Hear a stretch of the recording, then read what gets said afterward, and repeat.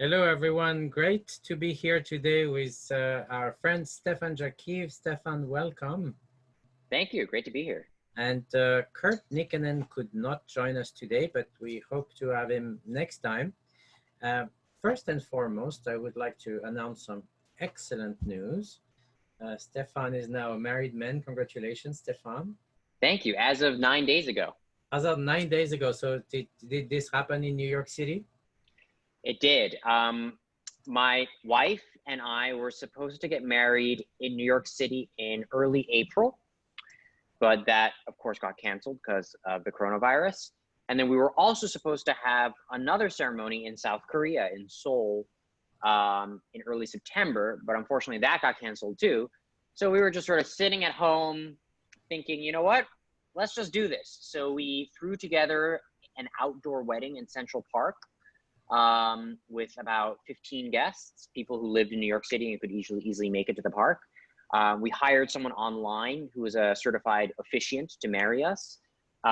We drove 5 hours to Western New York to find a county clerk who was open and could issue us a marriage license, and then drove 5 hours back. So we had like a 10 and a half hour road trip to get this marriage license. And then we got married. So Wow, fantastic. Congratulations. love in the time of COVID. Yeah, well, at least you'll have one great memory from it. And That's yeah, right. At least I'll have one great memory. That's let's right. drink to it indeed. So Cheers. I went to to have love. a wine in my house, so I am ashamed to say I couldn't find any. So this is just sparkling water. But It'll do the trick. so I've met, of course, your wife Yuna before. She's a wonderful clarinet player, and we're gonna come back to that towards the end of the interview. But before you were married and when you were a little child, I've been really interested in knowing about your musical childhood, and both your parents are physicists. Correct. And when I worked with you at the youth orchestra, some of the kids that were interested in physics knew of your father. And how was it growing up a musician in a family of physicists? And how did this love of music come about? Well, my parents, although not trained in music, they really love music. My dad has a really big record collection of all kinds of music, classical, but also pop music. And my mom also loved listening to classical music. So classical music was sort of like everywhere in my life from as long as I can remember. Listening to classical music at home. My parents used to take me to concerts. We listened to music on the classical music on the radio in the car. And then for my 4th birthday, some of my parents' friends gave me a small violin that their own children had outgrown. And so my parents thought, you know, hey, we love music and maybe our young son might enjoy playing the violin. So they signed me up for Suzuki lessons at the Longy School of Music, which is a school in Cambridge, Massachusetts. I grew up in Boston. And that was how I started playing. And I think, you know, just my parents' love for music, and I loved music. And also someone who I spent a lot of time with when I was growing up was my maternal grandfather, my mom's dad, in South Korea, in Seoul. And I used to spend summers with him. And he was crazy about classical music.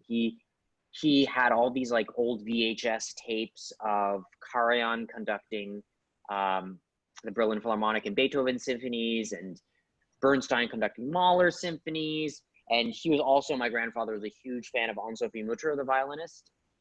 And I remember we used to watch this tape. It was sort of like a rehearsal and concert of Anne-Sophie Mutter, who in that tape was probably less than 20 years old, rehearsing and performing the Beethoven Violin Concerto with Karajan and the Berlin Philharmonic. So we used to watch that a lot. So he sort of like also fed my interest and passion in classical music. And yeah, that was sort of how I came to be a musician. Great. When was the choice of the violin itself? Was it your choice? It just come to you like that? It just came to me because my parents' friends gave us this small violin. So I mean, I was 4 years old, so I don't really remember it. But if they had given me a cello, maybe I might have been a cellist, or I might have been something completely different. So that's just fate. Great. Yeah, I know it's kind of fate, the choice of the instrument sometimes. Yeah. And when as you grew up and as you went to school, I know you went to both Harvard and NEC. Is that correct?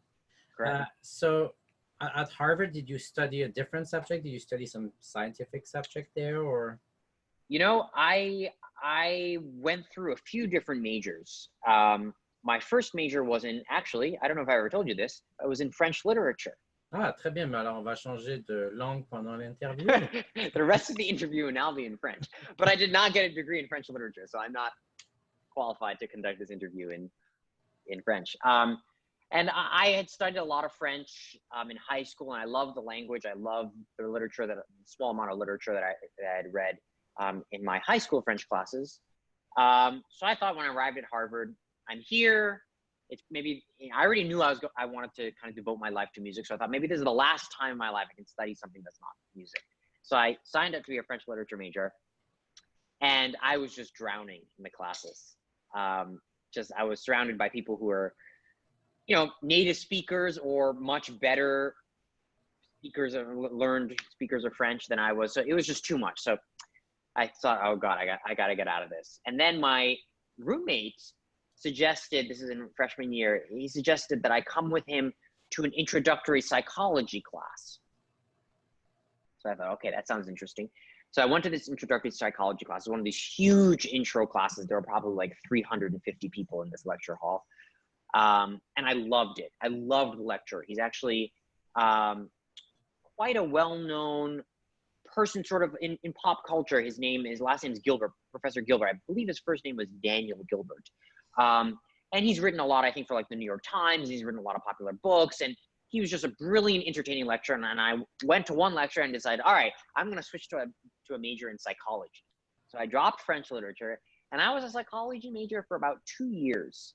And I took a lot of psychology classes, and I'm still really interested in how our brains work or don't work. But during this time, I got more and more immersed in the music department at Harvard. I started taking a lot of chamber music classes. At the time, there's a professor at Harvard by the name of Robert Levin, who's one of the leading music scholars and pianists in the world. He taught a really fascinating chamber music class. I took a lot of music theory, music history, and I really realized that I'm really interested in this more than anything else. So sort of halfway through my senior year, I realized I had enough credits already accumulated that I could kind of graduate with a degree in musicology. So that's what I did. I graduated with a degree in musicology. This was in 2007. And for 2 of my undergrad years at Harvard, my sophomore and junior year, I was also an artist diploma student at the New England Conservatory. So that was something I did simultaneously with my Harvard studies. Fantastic. So it's so interesting to hear all of this. And then once you graduated from NEC, how quickly did your career pick up? I have to say for everybody that I was very excited to be at one of your first concerts with the Baltimore Symphony at the Meyerhoff in Brooks. Yeah. Concerto with Yuri Termakhanov. But how far along was that in your concerto career? That was actually before I entered college. I have a really soft feeling in my heart, soft spot in my heart for Baltimore and the Baltimore Symphony, because they were kind of the first, I would say the first American professional orchestra that really kind of gave me a shot. I didn't really have any sort of like track record. And there was a cancellation in fall of 2002. So this is my senior year in high school. Violinist was supposed to go on to play at the Meyerhoff, a few concerts, and then go on tour with the orchestra to play the Baroque Violin Concerto in Japan with the Baltimore Symphony. And this violinist had to cancel. And Temirkanov, and your viewers may know dear Miriam Yardumian, who I know Absolutely. you love and adore, and I love and adore. She heard about me and kind of, I think, probably persuaded Maestro Temirkanov to take a chance on me. So I got this call saying, hey, next week, can you come to Baltimore and play the Baroque Violin Concerto?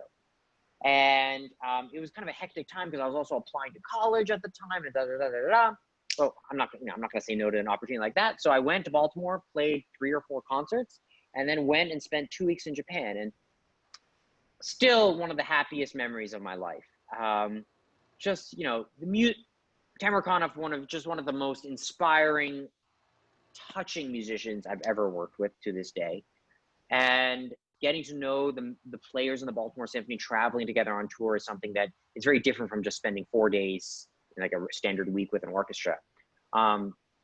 So even now when I go back, I think I was last back a few months ago to the Baltimore Symphony, I still see, you know, familiar faces from that first professional engagement that I ever did when I was 17. So that was one of my big breaks, I would say. Great. And I was at the concert, and I remember the shirt, the Chinese shirt you had then, and you said you still have it, right? I still have it. It's been washed a few times in the last 18, how many years ago was that? 18 years, but I still have it. Fantastic. So did the Brook stay one of your favorite concertos to play? And what are some of the other? You know, I do love the Brook. I actually am practicing it right now. I practiced it this morning because the one concert that hasn't been canceled this summer for me is a performance with an orchestra in South Korea at the end of August. And I'm supposed to play the Brook Violin Concerto. So I'm kind of, you know, brushing up on it. And I still do love the Brook. I would say the concerto that I've played more than any other concerto in my repertoire might be the Mendelssohn Violin Concerto, a piece that I just absolutely adore. It's been said so frequently about this piece, but I think it's really true. It's just perfect in every way, perfect in its construction, perfect in, of course, the Beethoven. This 2020 is and was supposed to be a big Beethoven year. So I played the Beethoven a few times this season, and was supposed to play it more this season, but some, you know, obviously concerts got canceled. Another piece that I was supposed to play for the first time in a long time this summer, with the Philadelphia Orchestra, but sadly the concert got canceled, was the Sibelius Violin Concerto, a piece that I really, really love, and have not played for several seasons. So I was really looking forward to that, and I was really crushed when that got canceled. But, you know, it will come in the future. Sibelius will outlive the coronavirus, and hopefully I can play it at some other time. Hopefully. And what are some of the concertos that you have not done yet that you look forward to doing in the future? You know, a piece that I loved for a long time and that I'm supposed to perform for the first time this October, may not happen, but hasn't been canceled yet, is the Alban Berg Violin Concerto. Just a hauntingly beautiful and tragic and tender piece that I've loved listening to. Actually, one of the most memorable performances of my life as an audience member, as a concert goer, was I was either in high school or college, and I saw the violinist Christian Tetzlaff play the Berg Concerto with the Boston Symphony and James Levine conducting. And that just made me fall in love with this piece. And so it's a piece I've been looking forward to learning and playing. So I've been sort of working on it sporadically over the summer. And that's a piece that I love, that if I don't get to play it this fall, I hope I can play it again soon. Wonderful. And you know, I wanted to know a little bit in some of your other activities. You and I've worked briefly on a little bit of conducting, which was really fun. You were a great student. I made my conducting debut under the auspices of Julien. It was really lots of fun. And but you also are chamber musician and you teach quite a bit. I would love to hear about your chamber music activity, especially those connected with UNA, but also hear about your teaching a little bit. You've been, obviously with the COVID, you've been teaching a little more. I've been teaching a lot. You know, I'll actually first talk about the teaching. I started teaching probably almost 10 years ago. I'm 35, and I think I started teaching when I was about 26 or 27. And since then, I've just, you know, maintained a small private studio here in New York City. I've taught some really excellent students that have given me so much joy and inspiration. I feel I've also grown as a musician and as a violinist through my teaching. It's also hugely rewarding to see how the students that I teach develop and grow and what they achieve and the ways in which they kind of expand their own horizons. So it's something that I love, both the aspect of violin teaching, how to play the instrument better, just because it's something that I spend so much time thinking about and it's kind of fascinating to me. It's like a never-ending puzzle. And also just sharing the knowledge that I've accumulated over the years about the repertoire, things that I've read, things that I've been taught, things that I found out through studying, practicing, and performing and working with other musicians. And I learn from what the students bring to the lessons, what their own views are, what their tendencies are, what their difficulties are. So it's kind of endlessly fascinating. And I love teaching. And then, of course, COVID-19 happened, and a bunch of concerts got canceled. And actually, I was invited by a former teacher of mine, a great violin pedagogue by the name of Robert Lipset, who is teaching at the Colburn School. He started this 3-week online academy, violin academy, of a stunningly high level. And he invited me to give a master class. And then he actually also said, you know, if you want, you can also be part of the faculty and teach like a full studio. So I ended up teaching for 3 weeks a studio of 18 students, which is my first time ever doing something, you know, this is all online, obviously, but having that many students. I never before had that many students. And I loved every second of it. It was so fun, so rewarding, so exciting to see how these young violinists improved and how excellent they already were. So that's something that I see being a part of my musical life for the rest of my life, because I love it. And I wouldn't be where I am without having had excellent teachers. So I think, you know, pedagogy, I think, is incredibly important. And with regard to chamber music is probably my favorite type of music to play. I am in a piano trio I'm actually sort of in 2 piano trios, one which is based here in New York with the pianist Conrad Tao and the cellist Jay Campbell. And we've been together for probably 5 years now. And we're not a full-time group because we're sort of doing our own thing, but we play, you know, a handful of concerts together every year. And I mentioned I'm going to Korea at the end of the summer to play the Brook Violin Concerto, but I'll also be playing a trio concert with 2 of my friends, cellist Michael Nicholas, who his main activities, he's the cellist of the quartet Brooklyn Rider, and a wonderful pianist named Ji-Young Kim, who I've known both of them for years. And we all play a lot in South Korea together, so we'll be doing that.